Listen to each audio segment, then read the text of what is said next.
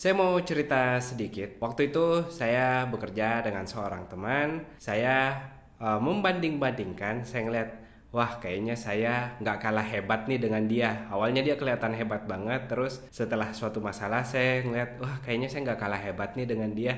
Kayaknya bisa sama deh levelnya. Nah nggak lama kemudian saya tahu kalau ternyata umurnya dia jauh di bawah saya. Di situ pun saya jadi insecure. Saya jadi mikir, loh kok orang hebat banget ya padahal masih muda banget, padahal jauh umurnya di bawah saya. Jadi muncul takut di diri saya, apakah saya pantas jadi programmer? Gimana? Apakah teman-teman pernah mengalami hal yang sama?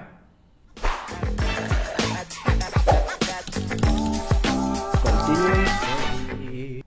Mungkin ceritanya nggak persis sama, mungkin bukan masalah umur aja, tapi teman-teman ngelihat teman sebayanya, aduh kok dia lebih jago ya, kok dia cepet banget paham A, paham B, padahal saya pengetahuannya ini aja. Tenang aja, kamu nggak sendiri.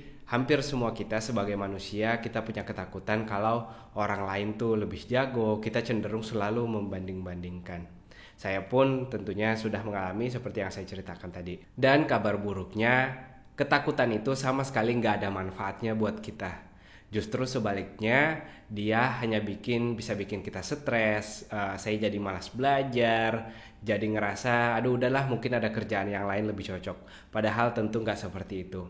Kita nggak tahu sama sekali setiap perjalanan orang itu beda-beda. Kita nggak tahu, memang bisa jadi perjuangan orang yang kita bandingkan dia jauh lebih keras, dia belajarnya jauh lebih tekun dari kita, makanya dia bisa menikmati hasilnya seperti sekarang. Kita bisa ngelihat ke diri sendiri, tapi kita nggak bisa ngejudge orang lain. Kita bisa ngelihat, oh iya emang waktu saya banyak buat entertainment, mau itu nonton film, baca komik atau yang lain, wajar aja mungkin saya kayak gitu. Nah dibanding daripada saya stres, wah padahal saya udah belajar nih, saya udah harusnya lebih jago, tapi kok dia lebih jago ya. Nah tentu ini nggak membawa manfaat apa-apa. Salah satu kuncinya dalam bidang coding sendiri, karena bidang coding itu luas, adalah pelajari apa yang kamu butuhkan saat itu. Karena nggak mungkin kita bisa jago di semua hal, kita bisa di banyak hal. Bagaimana kalau misalnya ada orang yang jago di banyak hal, atau saya sering dapat pertanyaan, Mas kok di sekolah coding bisa ngajar banyak banget bahasa program, saya belajar satu bahasa aja sulit. Kenapa? Karena yang saya butuhkan saat itu adalah mengajar, saya butuh sharing ke teman-teman, karena itu saya perlu belajar banyak bahasa. Nah nggak perlu teman-teman bandingkan, saya juga harus bisa seperti Mas Hilman bisa banyak bahasa, atau sama seperti YouTuber lain atau pengajar lain yang bisa banyak bahasa. Nggak harus seperti itu, karena kebutuhan teman-teman beda dengan kami, kebutuhan teman-teman beda dengan saya. Pada saat saya bekerja pun, saya mungkin hanya butuh satu atau dua bahasa, nggak perlu terlalu banyak bahasa sama seperti mengajar. Lagi pula pada saat waktu mengajar pun, saya harus belajar intensif selama 3 bulan atau beberapa bulan khusus untuk mempelajari satu bahasa tersebut. Saya juga ingat pada saat mau kerja saya ditanya, kita ambil contoh bahasa Python, gimana kamu bisa bahasa Python nggak? Saya bilang saya pernah belajar dasarnya, tapi saya nggak pernah dalamin. Cukup kasih saya waktu 2 minggu untuk saya fokus ke bahasa Python tersebut. Jadi kita semua dasar-dasar programmingnya sudah ada, mau itu cuma satu bahasa, nggak perlu banyak bahasa, tapi kita bisa implementasiin apa yang kita sudah tahu di situ, termasuk masalah logika, masalah struktur data, kita bisa implementasiin ke bahasa-bahasa lain. Kita kadang cuma butuh waktu, fokus untuk belajar bahasa tersebut. Nah pada kasusnya di dunia kerja, seringkali kita cuma butuh satu atau dua bahasa tersebut, dan kita nggak perlu pusing mau orang lain bisa 5 bahasa, mau orang lain bisa 10 bahasa, itu bukan urusan kita. Jauhi cemburu yang nggak produktif seperti ini. Beda lagi kalau cemburunya teman-teman bikin semangat. Saya kadang seperti itu, atau mulai sekarang saya ingin, oh saya ngelihat dia lebih jago, wah saya juga pengen nih kalau ada waktu luang nanti saya juga pengen belajar tersebut. Tapi teman-teman harus hindari yang namanya sindrom shiny object, atau setiap ngelihat hal berkilau terbaru kita langsung pengen belajar itu.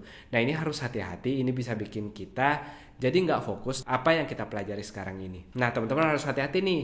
Jadi jangan ngelihat ada framework baru, ada teknologi baru, ada tren baru langsung mau lompat-lompat.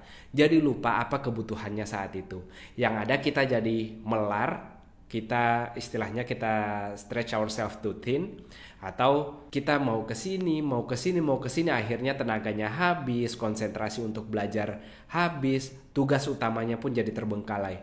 Nah, kadang yang bikin stres itu ketika tugas utama kita terbengkalai. Tapi coba dibalik, kalau kita fokus apa yang kita butuhkan saat itu kita kerjakan dengan baik-baik. Kalau kita sudah bekerja, maka kita tunaikan pekerjaan kita dengan baik, itu tugas kita. Kalau kita mau bikin produk, fokus untuk menyelesaikan produk itu, maka kita akan merasa enak, merasa lega. Oh, saya sudah menyelesaikan tugas ini. Boleh deh waktu lainnya untuk dipakai mengeksplor yang lain atau belajar hal yang lain. Tapi hindari sekali lagi untuk selalu membandingkan.